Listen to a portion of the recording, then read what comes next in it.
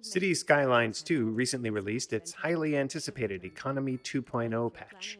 Everyone was saying it would be the greatest thing ever. Is it? Watch on and find out.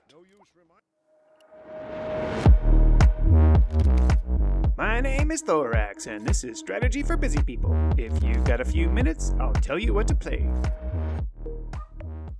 If you watched my previous review of City Skylines 2 by Colossal Order, you'll know that it was pretty rough. There were performance issues galore, lots of bugs, and all those things ended up really ruining the experience. I bailed after about 17 hours the first time. Well, checking my stats, I now have nearly 50 hours in the game, so apparently Economy 2.0 was able to entice me into 30 plus more hours of play. I guess they managed to fix a few things. First things first, let's address the performance issues.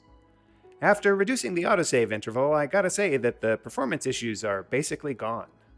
Whereas I had barely 30,000 people in my previous city and was playing at pretty dramatically reduced graphical detail levels, with the Economy 2.0 and other recent updates, I was now running the game at 4K with most of the settings turned way up, and was able to build not one, but two different cities out to 100,000 plus populations. Now, don't get me wrong, the game is still far from perfect. The AI's routing of vehicles oftentimes just makes entirely no sense at all. Cars will frequently decide to pursue the shortest path, even if that is the most traffic-filled path. Then, there are still quite a few bugs.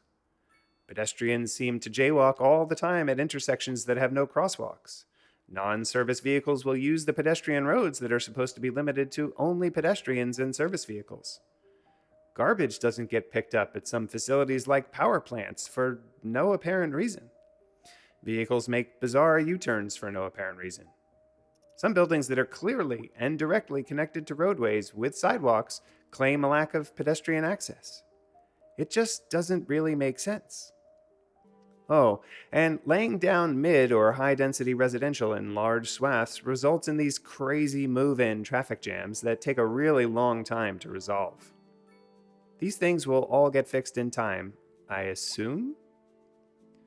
But oddly, these things are all okay, because they're not really showstoppers. They're mostly just annoyances that can be overlooked by the sheer scale of the game compared to City Skylines 1.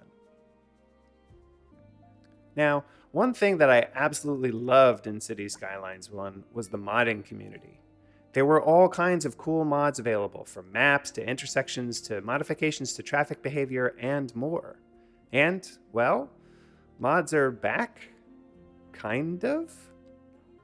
There's no Steam Workshop support for mods for CS2 like there was for the first game. Paradox now has its own mod site and distribution system built into the game. This has some pros and cons. Overall, it worked just fine, and I don't have complaints about how it functioned. There's even an ability to easily manage sets of mods within the game. I added a mod that brings back the CS1-like ability to click on a road and see how it's being used. I added a mod that lets you get more control over how the traffic lights behave at intersections, and one that lets you control lanes at intersections more directly. These things were all great. But the one thing that I really and truly missed was the ability to download pre-made roadways and intersections. The base game provides a few meaningful intersections, but they're all quite large and have lots of drawbacks. Most aren't particularly efficient. The YouTube community, as expected, has created all kinds of tutorial videos on how to create amazing and well-flowing intersections. But actually building them is a monumental pain in the private parts and requires all kinds of clicking back and forth, precise measurements, and more.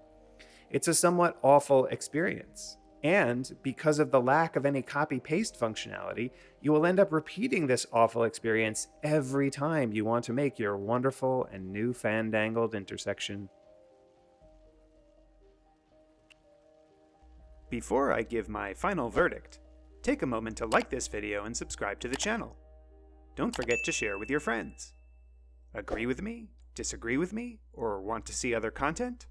Let me know in the comments below. Want to try this game yourself? Check out my humble affiliate link below. And if you want to support me in making more of these videos, become a patron on Patreon.